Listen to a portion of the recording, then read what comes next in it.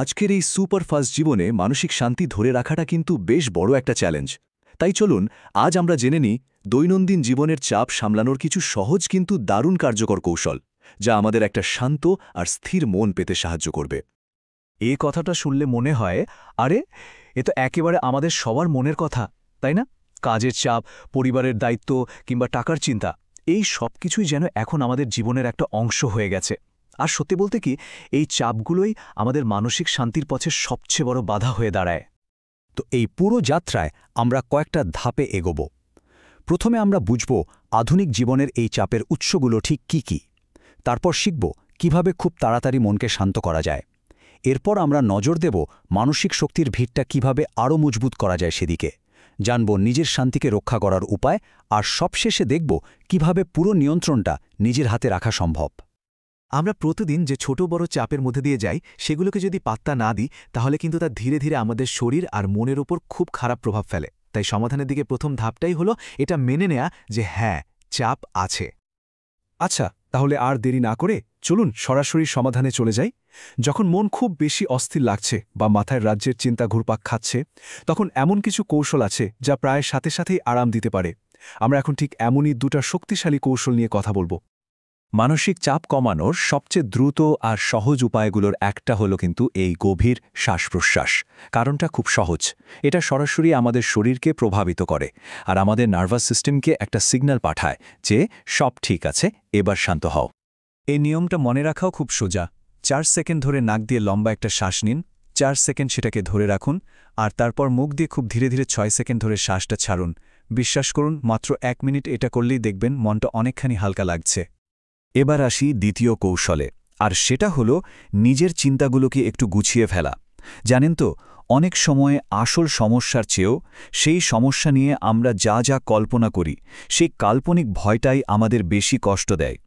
এই চিন্তার চক্রটা ভাঙতে হলে নিজেকে সহজ কয়েকটা প্রশ্ন করতে হবে। নিজেকে করার মতো প্রথম প্রশ্ন, আচ্ছা, আমি যা ভাবছি এটা কি একটু বেশি বেশি হয়ে যাচ্ছে না? শুধু এই একটা প্রশ্নই কিন্তু আমাদের উড়ে চলা চিন্তার লাগাম টেনে ধরতে পারে। এরপর নিজেকে জিজ্ঞেস করুন, আমার এই যে ভয়টা, এর পেছনে কি কোনো বাস্তব প্রমাণ আছে, নাকি আমি শুধু ভেবেই চলেছি? এই প্রশ্নটা আমাদের আবেগী মনটাকে একটু থামিয়ে দিয়ে যুক্তিবাদী মনটাকে জাগিয়ে তোলে। আর সবশেষের এই প্রশ্নটা হলো আসল গেম চেঞ্জার। এটা আমাদের মনকে দুশ্চিন্তা থেকে সরিয়ে সরাসরি সমাধানের দিকে ফোকাস করতে সাহায্য করে।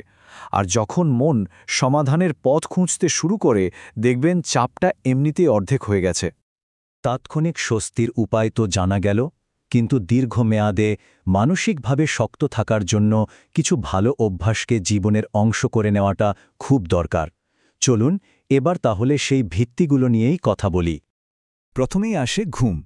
এর গুরুত্ব আসলে বলে শেষ করা যাবে না, কারণ ঘুম ঠিকঠাক না হলে আমাদের ব্রেন খুব সহজে উত্তেজিত হয়ে পড়ে, আর তখন ছোটখাটো সমস্যাকেও মনে হয় যেন পাহাড় ভেঙে পড়েছে। তাই প্রতিদিন অন্তত 6 থেকে 8 ঘন্টা ভালো ঘুম নিশ্চিত করাটা মানসিক শান্তির জন্য একটা দারুণ বিনিয়োগ। শরীরচর্চার শক্তিকে একদমই ছোট করে দেখলে চলবে না। ধরুন, ভারী ব্যায়াম করার সময় নেই, কোনো সমস্যা নেই। প্রতিদিন মাত্র 15 থেকে 20 মিনিট একটু জোরে হাঁটলেই আমাদের ব্রেনে এন্ডরফিন তৈরি হয়। এই হ্যাপি হরমোন মেজাজ ভালো করে দিয়ে স্ট্রেস কমাতে ম্যাজিকের মতো কাজ করে। সারা দিনের হাজারটা কাজের মাঝে নিজের জন্য অন্তত 10-15 মিনিট সময় বের করাটা খুব জরুরি।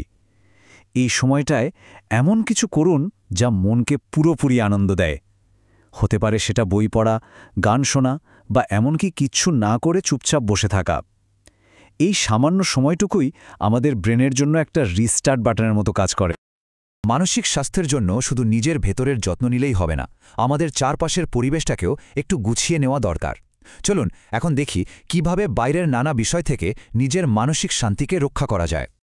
এটা তো আমরা সবাই জানি যে মোবাইল ফোন আর সোশ্যাল মিডিয়া আজকালকার চাপের একটা বড় কারণ। তাই প্রতিদিন অন্তত 1 ঘন্টার জন্য হলেও যদি ফোন আর ইন্টারনেট থেকে নিজেকে দূরে রাখা যায়, তাহলে আমাদের মন আর নার্ভগুলো একটু শান্ত হওয়ার সুযোগ পায়। আমরা কাদের সাথে মিশছি সেটা কিন্তু আমাদের মনের উপর বিরাট প্রভাব ফেলে। নেতিবাচক মানসিকতার মানুষ আমাদের এনার্জি কেড়ে নিতে পারে, আর অন্যদিকে পজিটিভ মানুষরা আমাদের জীবনে স্বস্তি আর অনুপ্রেরণা নিয়ে আসে।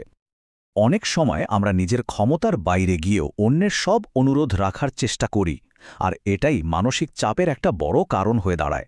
তাই নিজের একটা সীমানা তৈরি করা আর প্রয়োজনে বিনয়ের সাথে না বলতে পারাটা কিন্তু নিজেকে সম্মান করারই একটা অংশ।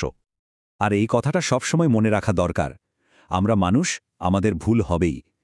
নিজের ভুলের জন্য নিজেকে অহেতুক দোষ না দিয়ে নিজেকে ক্ষমা করতে শিখতে হবে। মনে রাখতে হবে, আমরা তো আর মেশিন নই। তাহলে মূল কথাটা কি দাঁড়ালো? মানসিক চাপ জীবনের একটা অংশ হতেই পারে, কিন্তু এটাকে সামলানোর ক্ষমতা আর নিয়ন্ত্রণ কিন্তু আমাদের নিজেদের হাতেই আছে।